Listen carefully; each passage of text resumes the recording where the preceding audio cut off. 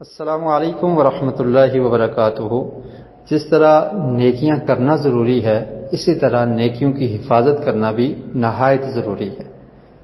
کچھ ایسی برائیاں ہیں، کچھ ایسی خرابیاں ہیں، کچھ ایسے برے اعمال ہیں کہ جن کے کرنے کی وجہ سے انسان کے نیک اعمال بھی ضائع ہو جاتے ہیں۔ اسی کے متعلق ایک حدیث صحیح مسلم میں ہے، آج ہم اس کو پڑھیں گے۔ اس حدیث کا نمبر ہے 6579، اور اس حدیث کے راوی ہیں حضرت ابو ہریرہ رضی اللہ تعالی عنہ۔ وہ بیان کرتے ہیں کہ نبی کریم صلی اللہ علیہ وسلم نے ایک مرتبہ صحابہ کرام سے سوال کیا، پوچھا اتدرون ما المفلس، کیا تم جانتے ہو کہ مفلس کون ہے، یعنی غریب کون ہے؟ صحابہ کرام نے جواب دیا، المفلس فینا من لا درہم لہ ولا متاع، کہ ہم میں غریب وہ شخص ہے جس کے پاس درم و دینار نہ ہو، جس کے پاس ساز و سامان نہ ہو۔ آقا علیہ الصلوۃ والسلام نے ارشاد فرمایا، تم دنیا کے مفلس کی بات کر رہے ہو، میں تم سے آخرت کے مفلس کے بارے میں پوچھ رہا تھا۔ فرمایا کہ میری امت کا جو حقیقی مفلس ہے، حقیقی غریب ہے، وہ کون ہے؟ وہ شخص ہے کہ جو قیامت کے دن آئے گا بصلاۃ وصیام وزکوٰۃ، کہ وہ نیکیاں لے کر آئے گا۔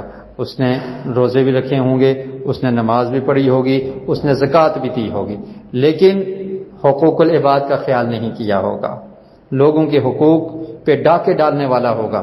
تو کیا ہوگا کہ مظلومین آ جائیں گے، جن پر اس نے ظلم کیا ہے وہ لوگ آ جائیں گے۔ ایک آ کر کیا دعویٰ کرے گا، وَيَأْتِي قَدْ شَتَمَ هَٰذَا، ایک آ کر کہے گا کہ اللہ تعالیٰ تیرا یہ نیک بندہ تھا لیکن اس نے مجھے گالیاں دی تھی، اس نے اپنی زبان کی حفاظت نہیں کی تھی۔ اور روزے کا یہ درس ہے کہ انسان اپنی زبان کی بھی حفاظت کرے۔ ایک دوسری حدیث کے الفاظ ہیں کہ روزے کی حالت میں اگر تمہیں کوئی گالی دیتا ہے تو اس کا جواب نہیں دینا، اگر تم سے کوئی لڑائی کرتا ہے تو اس کا جواب نہیں دینا، بلکہ اس کو کیا کہنا ہے، انی امرئ صائم، میں روزے کی حالت میں ہوں، میں تجھے جواب نہیں دے سکتا۔ تو مظلوم آ جائیں گے اور ایک آ کر کہے گا کہ اللہ تعالیٰ اس نے مجھے گالیاں دی تھی، اس نے اپنی زبان کی حفاظت نہیں کی تھی۔ وَقَذَفَ هَٰذَا، اور ایک کہے گا کہ اس نے مجھ پر تہمت لگائی تھی، زنا کی تہمت کسی پر لگا دینا، کوئی بھی تہمت لگا دینا، تو وہ کہے گا کہ اس نے مجھ پر تہمت لگائی تھی۔ وَأَكَلَ مَالَ هَٰذَا، اور ایک آ کر کہے گا کہ اللہ تعالیٰ اس نے میرا مال کھایا تھا، میرا مال ہڑپ کر دیا تھا۔ لوگوں کے مال پر ڈاکہ ڈالنے والے، لوگوں کا مال کھانے والے، وَأَكَلَ مَالَ هَٰذَا، وہ آ کر دعویٰ کریں گے کہ اللہ تعالیٰ یہ نیک شخص تو ہوگا، نیکی کرنے والا تو تھا، اس کے پاس نمازیں بھی ہیں، روزے بھی ہیں، زکوٰۃ بھی اس نے دی ہے، لیکن اس نے میرا مال کھایا تھا۔ وَسَفَكَ دَمَ هَٰذَا، اس نے میرا خون بہایا تھا، میرا قتل کیا تھا، یا مجھ پر ظلم و زیادتی کر کے میرے جسم سے خون نکالا تھا۔ وَضَرَبَ هَٰذَا، اس نے مجھے پیٹا تھا، مارا تھا۔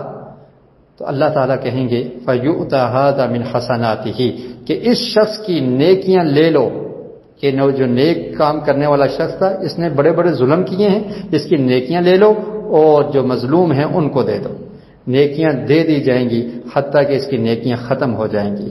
اور پھر کیا ہوگا، فَإِنْ فَنِيَتْ حَسَنَاتُهُ قَبْلَ أَنْ يُقْضَىٰ مَا عَلَيْهِ أُخِذَ مِنْ خَطَايَاهُمْ، تو وہ جو مظلوم لوگ ہیں جن نے آ کر دعوے کیے تھے کہ اس نے مجھے گالی دی تھی، اس نے مجھ پر تہمت لگائی تھی، اس نے مجھے مارا تھا، میرا مال کھایا تھا، تو ان کے گناہ اس پر ڈال دیے جائیں گے، اور یہ نیک شخص گناہوں کے بوجھ تلے دب جائے گا، اس کی نیکیاں ختم ہوگی، گناہ اس پر ڈال دیے گئے، ثم طرح فی النار، اور پھر اس کو جہنم کی آگ میں پھینک دیا جائے گا۔